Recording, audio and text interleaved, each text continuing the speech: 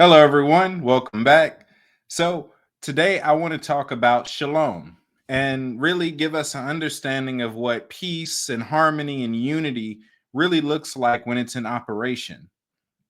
So, before I get started with that, first, I want to let you know that if you want to connect with me and see what else I have going on with other projects, books, so on and so forth, check out my website over at caveofmystery.org. There you can find the books, the anointing oil, the projects, information on me, or if you'd like booking information, so on and so forth, right? caveofmystery.org. Um, but the focus of today's session is shalom, which is the Hebrew word for peace. And I believe this gives us a picture as to what peace really looks like in operation. When we look at the word shalom, you break it down into letters. In the Hebrew tradition, the alphabet is very, very important. Each letter, you can pretty much write an entire book series on each letter in itself and still not scratch the surface. They are filled with information. They are filled with revelation. They are full of dimensions. So there's many ways that you can handle the letters being presented. With that being said, let's look into a simple way that you can examine the alphabet used in the word shalom. So when we're examining the Hebrew, you start from the right side and you read to the left. So on the right side, it would be spelled, well, Shin, Lamed, Vav, Mem. So what does Shin mean? So Shin means teeth, but it also means fire. But it can also mean to destroy or represent destruction. It's kind of the idea behind Shin, which means, well, if you use the Hebrew alphabet in the way that it's traditionally done, you kind of get a story anytime you're using them. So something is being destroyed, and we're talking about peace. Interesting, right? A little bit of irony. So we go from destroying in the letter Shin, then we move over to Lamed. Well, Lamed represents learning, but it's also representative of authority. So we're destroying learning or we're destroying authority. This isn't looking too good for the word that's supposed to mean peace.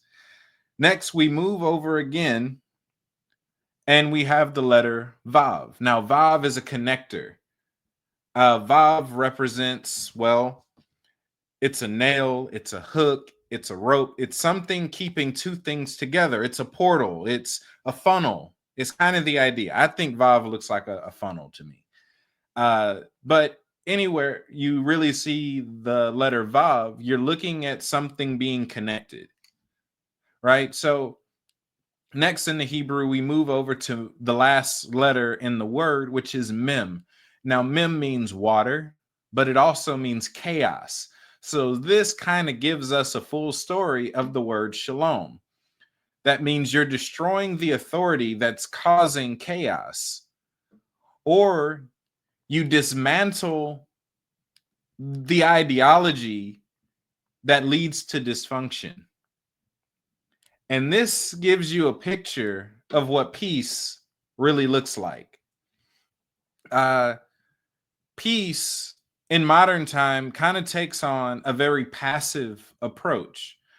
And it really,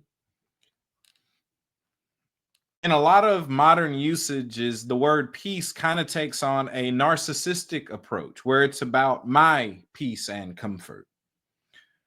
But when you really begin to look at shalom or peace in action, you notice that at its root and at its nature, you're looking at something that's destructive. You're looking at something that's chaotic. Because, well, funny enough, the way in which something is dismantled is oftentimes the way that the problem existed, that the solution to the problem oftentimes looks like the problem. So, what am I suggesting here? Well, I'm not suggesting too much. I'll tell you outright, far too often we'll notice that the path to peace looks like war. Uh, the path to unity often looks like division, which means you can't judge peace by its manifestations.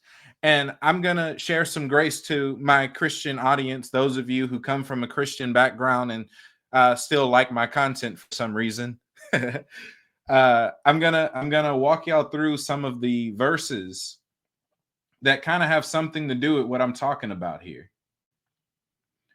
And I want you to tell me if this really sounds like the modern idea of peace, right? So let me share my screen. Let me show y'all some things.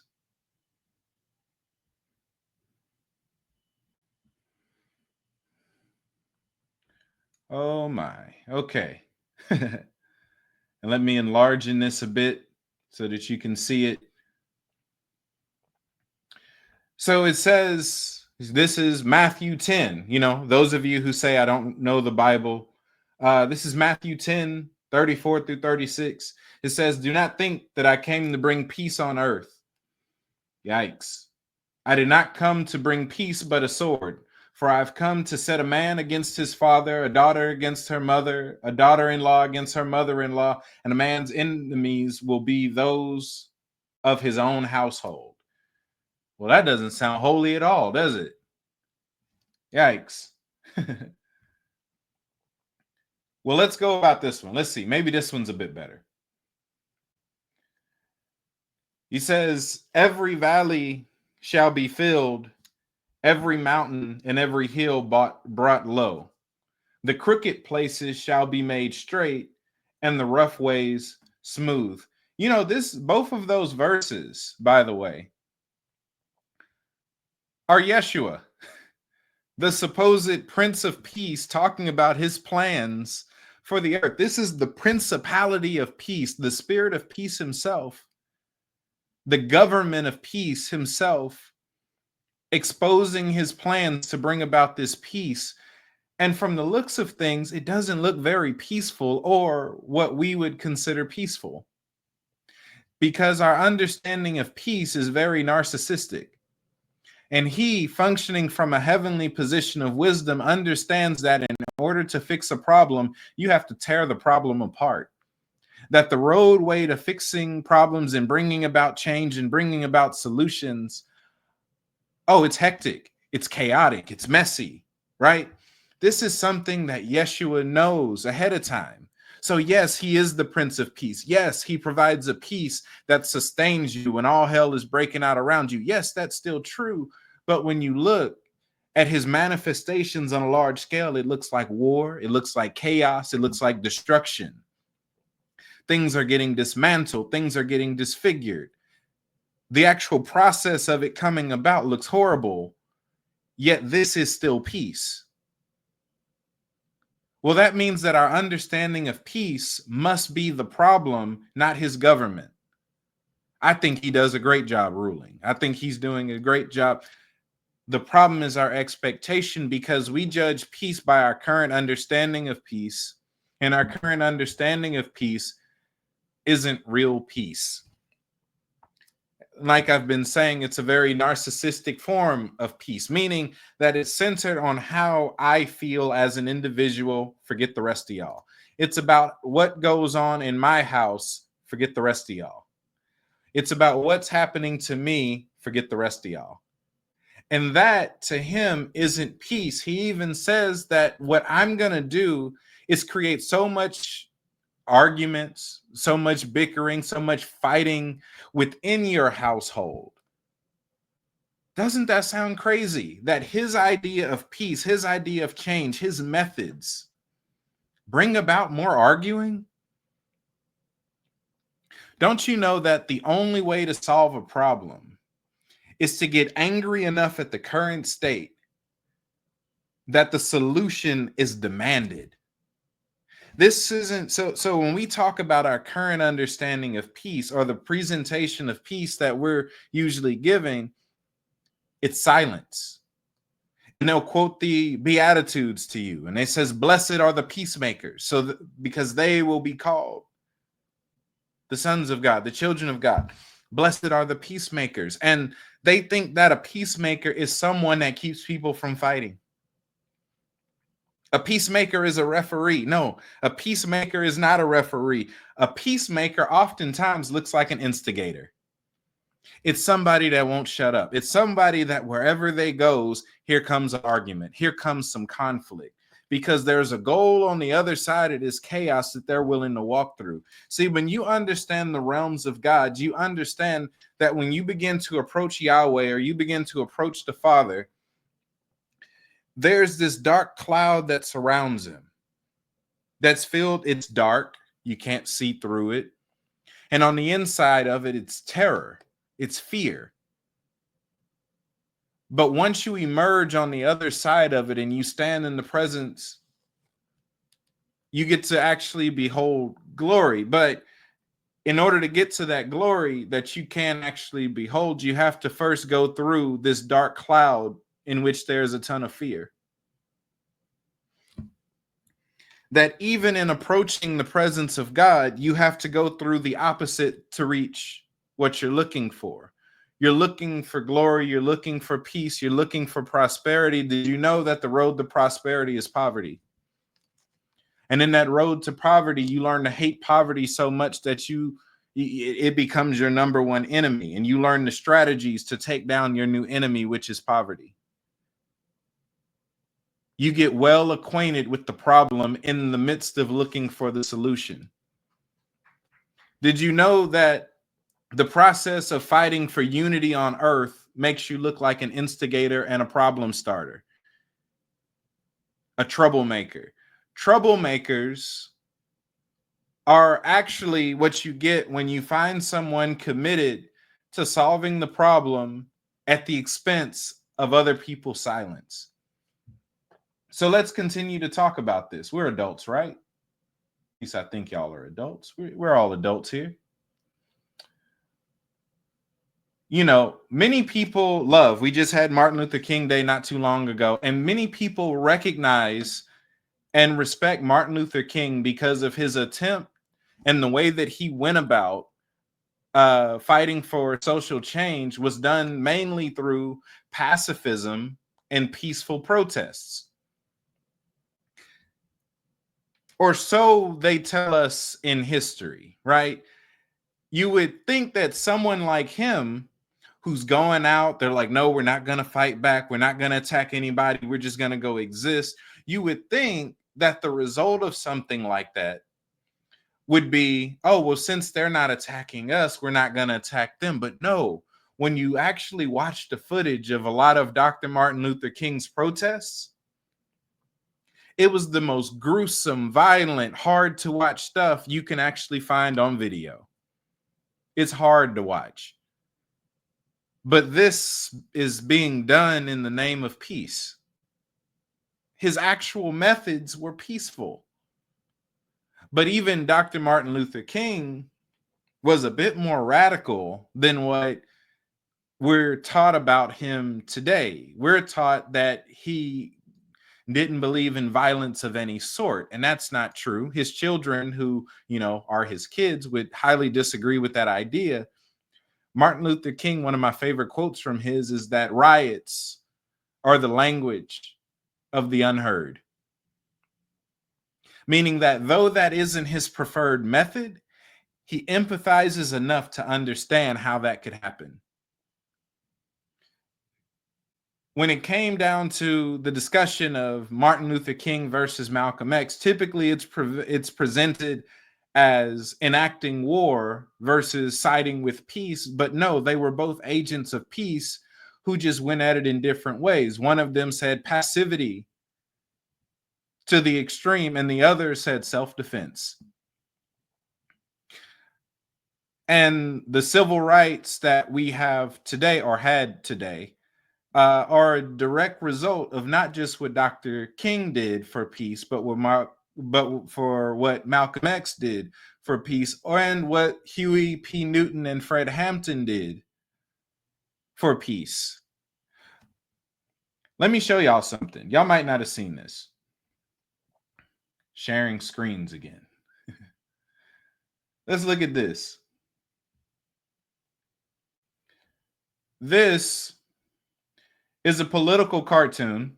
You might not be able to read it too well, but this is a political cartoon from back in the day, back when Dr. King was around. This is the media shaming him and attacking him for his peaceful protests.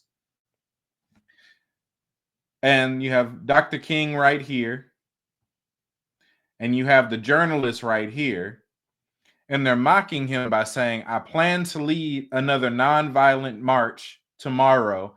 And then when you look around, you see cars flipped over, you see buildings burning, you see all this mayhem, dead men on the streets. And they're pinning it on him. They're saying it's his fault that all these people are dead, all these people are being hurt. And all he did was walk down a bridge. Did you know that the message of peace is rarely ever met with peace? Because it oftentimes confronts an illusion. Real peace will always confront the illusion of peace, meaning that someone might be at peace, but at another's expense. And real peace has a problem with that. The idea of peace, from God's perspective, is actual harmony. This is where there are no oppressors, where there are no victims, and everyone's equal. All the low places have been filled. They're talking justice and reciprocity. All the high places have been lowered, have been brought down. Shoot, if Christ preached that message today, y'all call him woke radical left and say that he was taken over by a communist Marxist spirit. No, that's your savior. Y'all got to get your mind out the politics and pay attention. That when you pay attention to what's actually in the Bible, you get something very different, right? Than what we're traditionally taught to do by Christians, or not just Christians, but people who benefit from someone else's lack of real peace. I've often said there's a difference between a peacekeeper and a peacemaker, that the Beatitudes are talking about peacekeepers. A peacekeeper is someone who's willing to fight to maintain real peace. And anyone who's been without peace understands that it takes a fight to maintain that peace. A peacekeeper, on the other hand, is someone who's fighting to maintain the illusion of peace, usually in a presentation of silence, submission, suppression, muzzling. This is usually what a peacekeeper will do. So when you have family secrets, you have brothers messing with his sisters, you have uncles messing with his nieces and nephews, you have aunties messing with her great nieces and nephew. Oftentimes, at the expense of the children, they choose to protect the older relatives because it's embarrassing to talk about. So they choose their embarrassment and they keep an illusion of peace. This is a peacekeeper. So while everyone else might be quiet, there's still dysfunction going on. There's still pain hiding in people's heart. There's still shame. There's still unresolved trauma because no one's talking. But because no one is talking, it gives the illusion of peace. One of my favorite quotes is one that says, if you don't speak up about what's happening to you, they will kill you and say that you loved it. So if you're going to be an agent of peace, you have to open your mouth and begin to speak. Right now in the Hebraic calendar, we're in the decade of Pei. Pei is represented by the number 80. Pei means to speak up. It means to speak out. This is the decade of the unmuzzling. And a common manifestation which you've been seeing in the earth is more speaking up and more speaking out. Y'all call it the You Too movement, Me Too movement, where that which had been covered is coming to the light. Things that nobody was planning on ever being exposed, getting exposed during this decade, because that's where the flow of the Spirit is right now. I want to read y'all a few verses and we're gonna get back to it. You know, y'all say I don't believe in the Bible. I don't, but hey, y'all do. So let's read a few verses. Ephesians 5:11.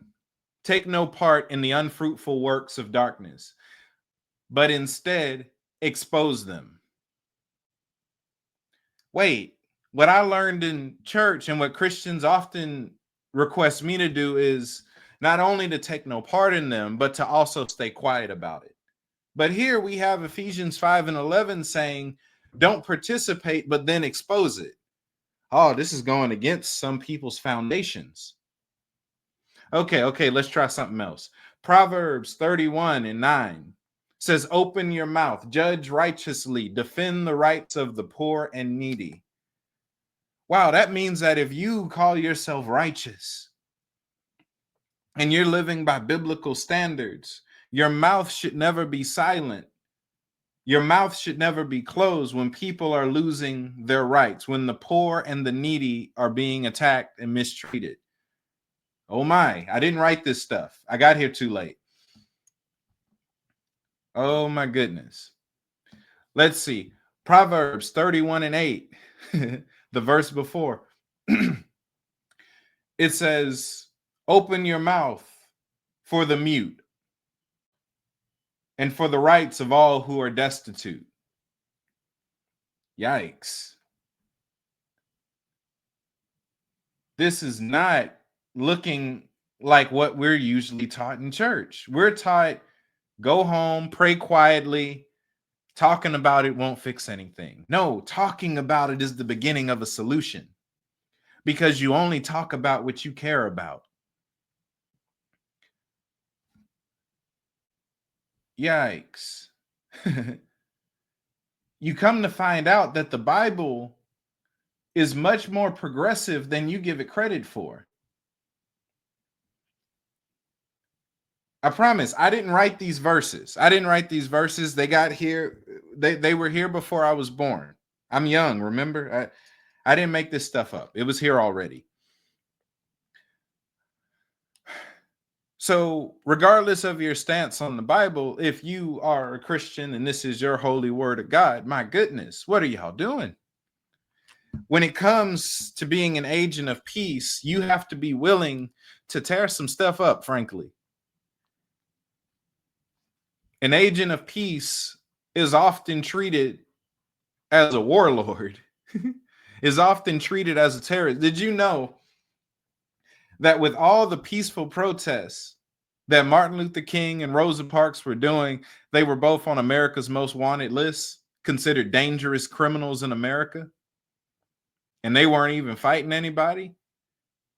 They weren't even attacking. And they made America's Most Wanted. They were considered criminals, dangerous to be left out on the streets. You have to pay attention, right? When it comes to being an agent of peace, you have to be willing to tear some stuff up. You have to be willing to destroy some things. Because again, the definition of peace, when you go through Shalom, either you're destroying an authority or you're dismantling a belief. Some of our dysfunction is a byproduct of what we were taught, which means part of us moving in peace is us unlearning the things that lead us to dysfunction. So for some, that's deconstructing religion. Sometimes that's unlearning the things that you were taught by your elders when you were a kid. Sometimes that's unlearning your own bad habits that you developed on your own. But that's part of the process of peace. And everyone who's ever gone on a journey of truth to try to unravel what's really real, you know, it's a messy process. It's destructive. You're having everything in which you've once held your foundation on you're watching it crumble right in front of you. And for many people, it leaves them broken because their identity was in something fragile, and when it fell, they fell.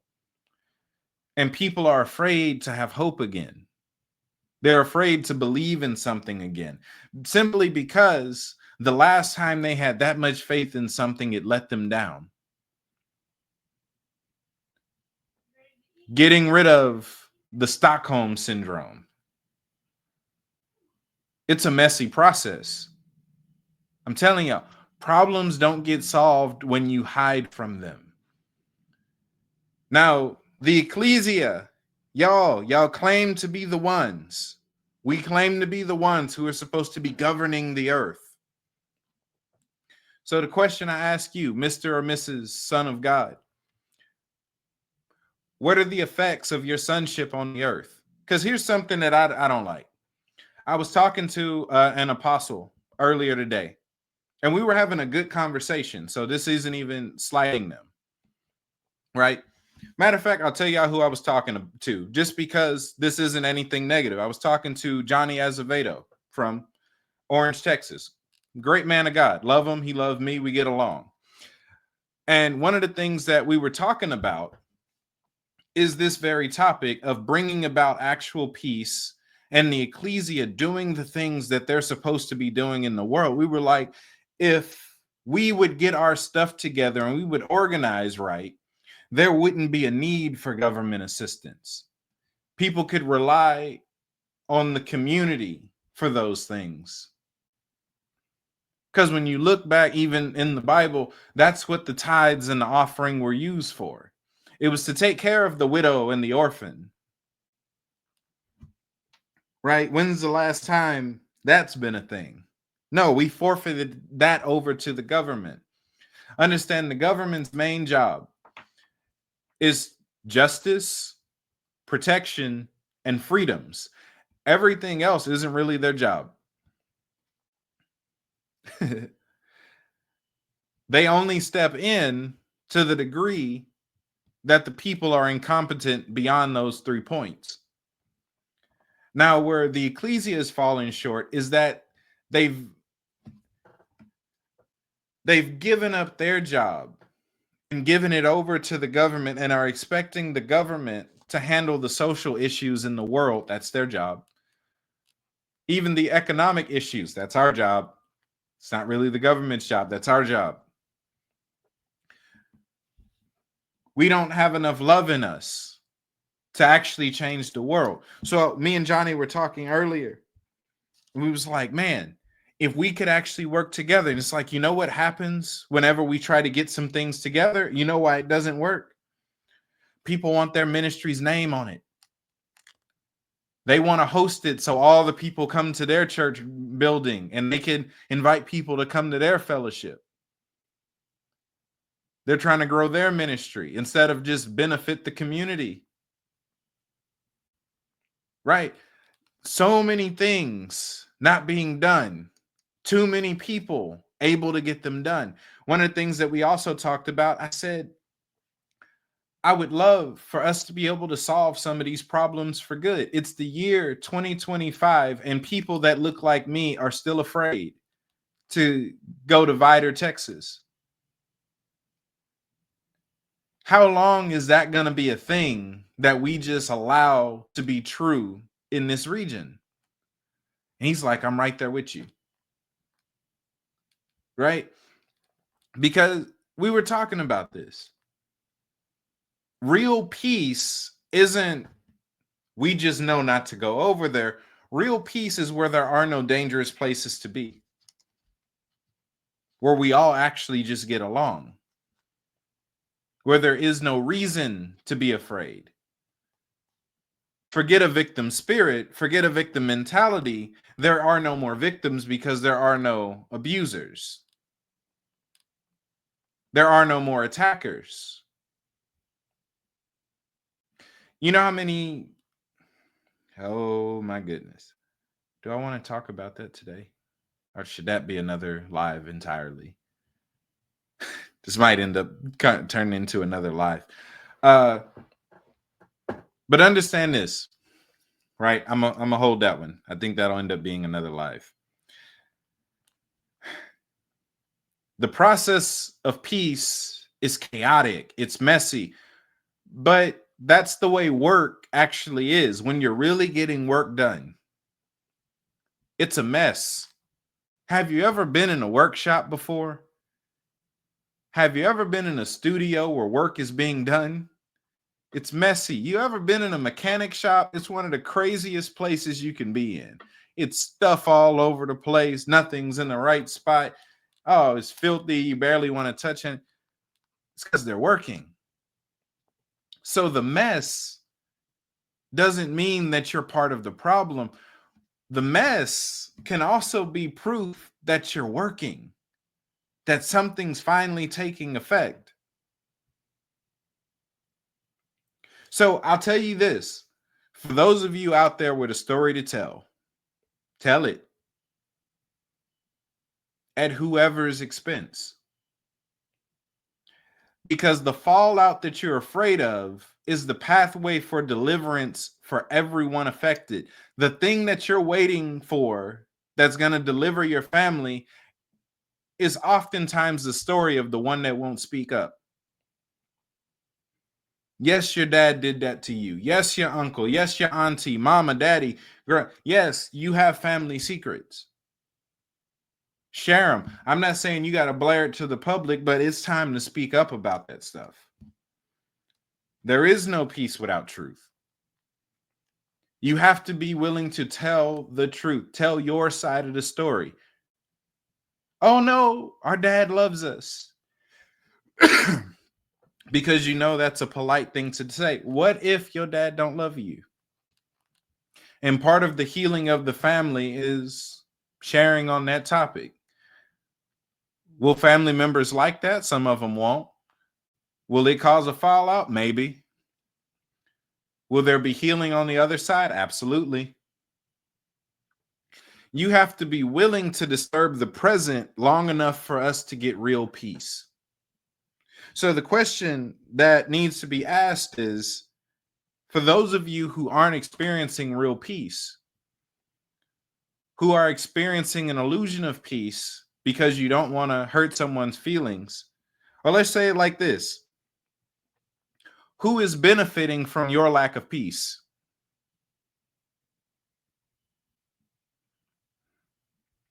That's a good question. And that's a question I think is unique to every individual. Some people might not be without peace. And in that regard, I say, think bigger. Is there any suffering around you? You know, because it's not just about us. It's not just about the individual. It's about the world around you. Okay, you're fine. Fine. Who cares? What about your neighborhood? What about your city, your state, your country? Is everyone in your region at peace? Okay, some people are suffering. Why are they suffering? You know, part of being a peacemaker is actually having compassion. You actually have to care about those around you, not just yourself. If you're keeping the peace, you're favoring someone else's nerves over everyone else's peace. And far too many families, far too many communities live off of that. That everyone else is miserable, everyone else is sealed shut, everyone else is stagnant because they don't want to disturb the one. Whoever that one is in your life is a worthy sacrifice.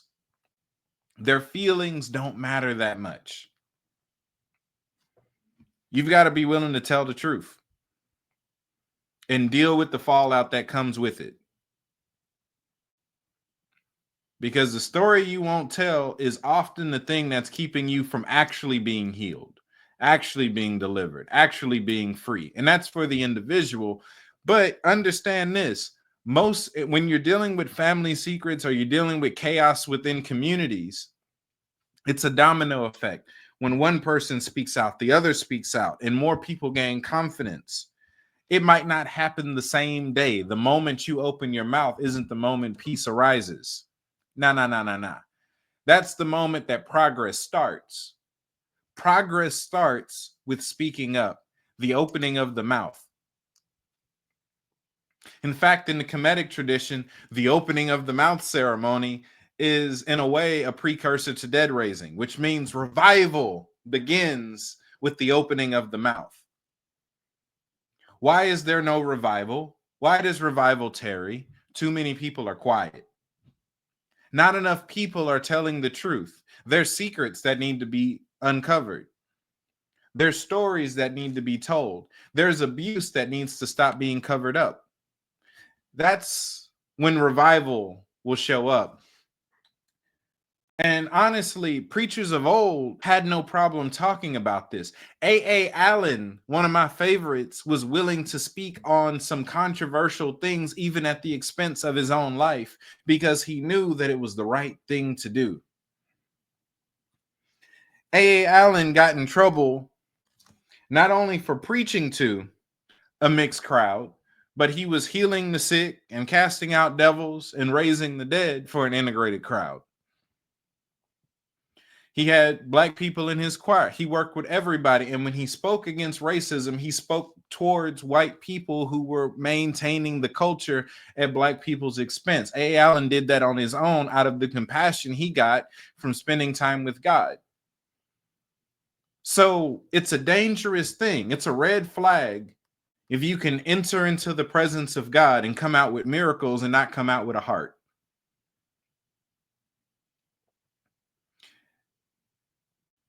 If you can encounter the love of God and it's not transformative enough for it to move you to share it. This is really what peace looks like. It's active. It's moving. Peace is a verb. Shalom is a verb. It's always in action. And it starts with speaking up. The more people talk, the more people get fed up. Right now, there's horrible things happening just in our nation to the point where other nations are protesting our government right now. You don't know about it because the news stations aren't speaking up about it. There's actually protests happening in every state of the United States. The news is not covering it. Why is that? Because they understand the power of community. When the masses get fed up with the problem, the solution shows up. So a tactic of suppression is silence. It's communication. If I won't let you communicate, your influence ends at your area of influence. Meaning if only your vicinity knows that you're upset and just y'all 7 are upset, that's as far as it'll go. But if you find out that millions and millions and millions of people are upset, oh my goodness, you'll put your foot down. We feed off each other. We're social creatures, whether we want to admit that or not. And I say that as an introvert. That even me and all my introversion, I spend too much time with God to not leave that encounter with a heart, to not leave with some compassion. Did y'all forget that this is one of the fruits of the Spirit? You know, y'all do. I've heard a ton of sermons. Oh, it's not about gifts, it's about fruit. And then it comes time for this fruit to show up, and y'all don't want the fruit. Love, joy, peace, shalom. The willingness to destroy an oppressive system. The willingness to tell the truth in face of a lie. That's a fruit of the Spirit. That's a byproduct. That shows that you're spending intimate time in the face of God. That means that the nature of God is starting to show on you. One of the things that they would say often when I was in my old church is, well, if God is in you, he should stick out somewhere. And of course, I took that for miracle signs and wonders, but no, God sticks out in many different ways. Power, authority, character, and wisdom. All manifestations of divinity, we need them all. So guess what? Another manifestation of dysfunction is someone that chooses to be a teacher, just sharing wisdom instead of being a demonstrator. They don't want to heal the sick, raise the dead, or cast out devils. They don't want to do no miracles. They just want to teach. That is a manifestation of dysfunction because it's preventing you from showing the people all of who God is, and vice versa. Someone who moves in power but has a poor character is displaying the same level of dysfunction. So where does shalom come into effect? It's a teaching that addresses the cognitive decline, that would tell someone that it's okay to present to the world a crippled God, one that can heal you but don't love you, one that can shame you and judge you but cannot provide peace to your community specifically. That's a crippled God. That's not a good enough God. A God that says slaves obey your masters and will help let some, and will, send a prophet to tell Pharaoh to let some people go, but is fine with oppression in the states. That's a crippled God. He's not powerful enough. You understand that the way that you view God is the way that we view ourselves, that we're always beholding an image of God, and you become that. If you believe that God is merciless, you become merciless or you become terrified. You live in shame or you live as a tyrant, one or the other. You live as a result of how you see God. So what if I said that one of the main issues that we face is that we don't see God correctly? But for far too long, we've allowed Christians to show us their idea of God as it pertains to their ability to control their masses within their congregation, within their organizations, within their structures. And that's an illusion that's crumbling, that people are encountering the real God outside of the confines of religion. That's a move of God. See, when y'all think of a move of God, you think of an altar of people laying there shaking and rolling and laughing. That's fun and all. I like that. But that's not always what a move of God looks like. Sometimes a move of God is you and your family sitting down and having an uncomfortable conversation that ends with y'all crying and hollering at each other. Sometimes that's the move of God. Sometimes the move of God is people banding together and functioning in their community. Sometimes the move of God looks like feeding the poor. Sometimes the move of God, looks like arresting a criminal that was just out and about because, he's the top tither at the church. So the pastor don't want him to go nowhere. Sometimes the move of God is him finally going to jail. Y'all have to let God move. So if you want to talk about doing your individual part, be committed not just to speaking up, but to encouraging other people to speak up, share their part, tell their story. You see something wrong happening, you tell.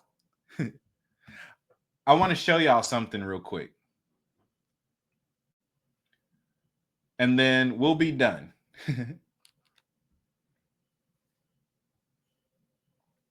Let's see if I can find this.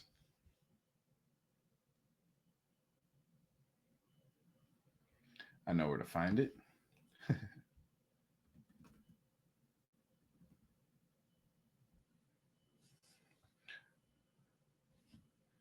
Let me.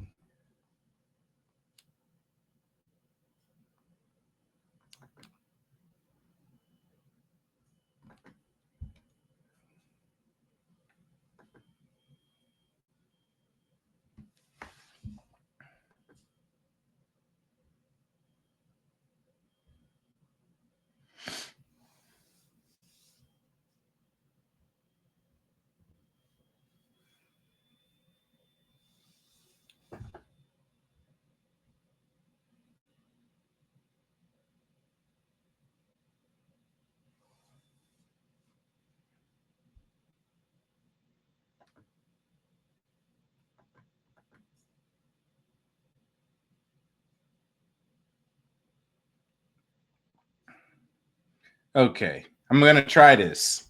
Let me share my screen. We're going to watch a video and then we're going to be done for the night.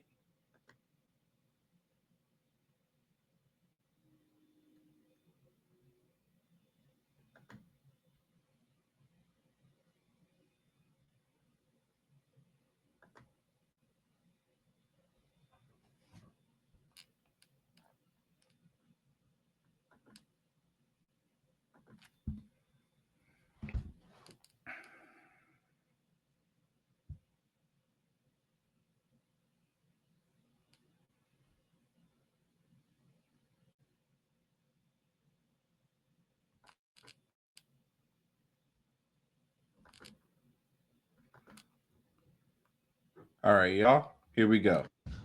You there, second desk, blue jacket. What is your name? My name is Alexis. Alexis, please leave my lecture room. I don't want to see you at one of my lectures ever again. I don't understand. I am not going to ask a second time. Thank you.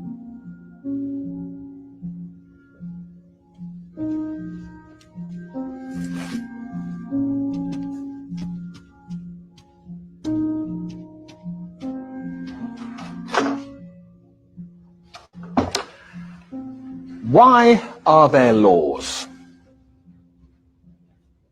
What are laws for? Anyone? Social order?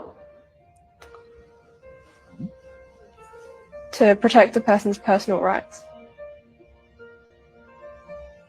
So that you can rely on the government? Justice? Thank you. Tell me, was I unfair to your classmate just now? Indeed I was. So, why didn't any of you protest? Why didn't any of you try and stop me? Why didn't you want to prevent this injustice? You see, what you have just learnt, you wouldn't have understood in 1,000 hours of lectures unless you lived it. You didn't say anything because you weren't affected yourself. And this attitude speaks against you and against life. You think it doesn't concern you, so it's none of your business. Well, I'm here to say, if you don't help bring about justice, then one day you too may experience injustice, and there will be nobody there to stand before you. Truth and justice lives through us all, and we must fight for it. Because in life and work, I mean, we often live next to each other, but not with each other. We console ourselves that the problems of others are nothing to do with us, none of our business. And we go home glad at night that we're spared, but it's about standing up for each other. Every day an injustice happens in business, sport, or on the tram. Relying on someone else to take care of it is not good enough. Cool, right?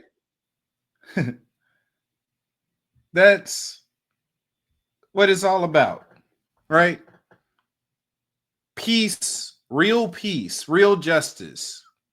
No justice, no peace. So if someone's not receiving justice, we don't have real peace. See, this is where understanding law really comes into effect. In the ancient Kemetic culture, they had ma'at, which was justice, peace, harmony, reciprocity. Reciprocity, just to summarize it, is to right the wrong. That if something was done, not only do you apologize, but then you help them recover, and even if necessary, help them build back better than what you did as a result of what you did. To fully apologize and to fully undo what was done, not only was there a sorry given and repentance being the new mentality, but it was expected that they help them on the other side of it. Means we're going to help you be better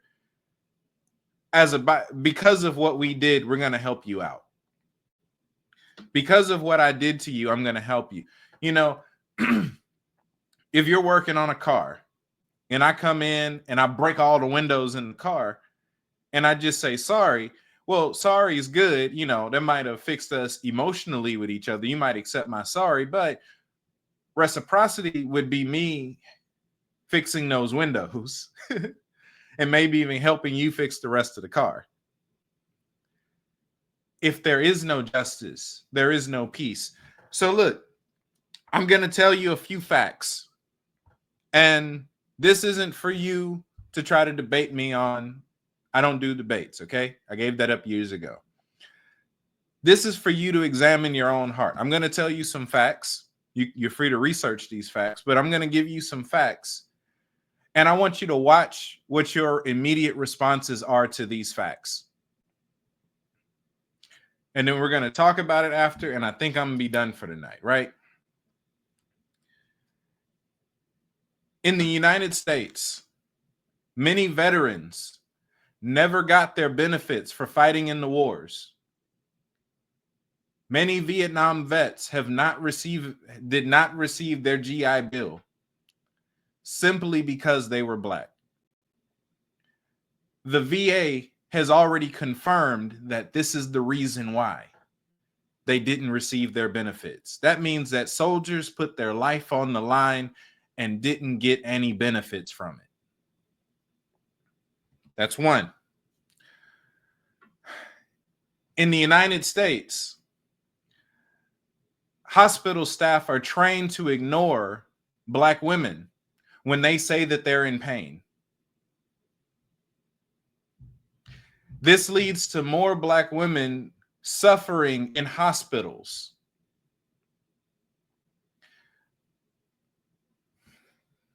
That's two. In the United States, Black people make up the largest percentage of those that are incarcerated. We have the highest incarceration rate. Sounds like we commit the most crimes. No. We also have the highest exoneration rate. This means that we're more likely to be arrested, mistreated, convicted of a crime that we did not do. Means that there are people currently serving time for a crime they never committed just because police are taught to racially profile. That's three. In Guantanamo Bay, we have people who have been sitting in cells for decades who've never had a trial and are just rotting in a cell. They're dying in jail. That's four. Now, do I want to stop there? Okay, I'll stop there for now. Now, this is why I said this is a test of your own heart. When you heard those facts, was your first instinct, oh no, that's messed up, we should do something about this? Or was it, oh, maybe they deserve it, maybe that's okay? That reveals where your heart is.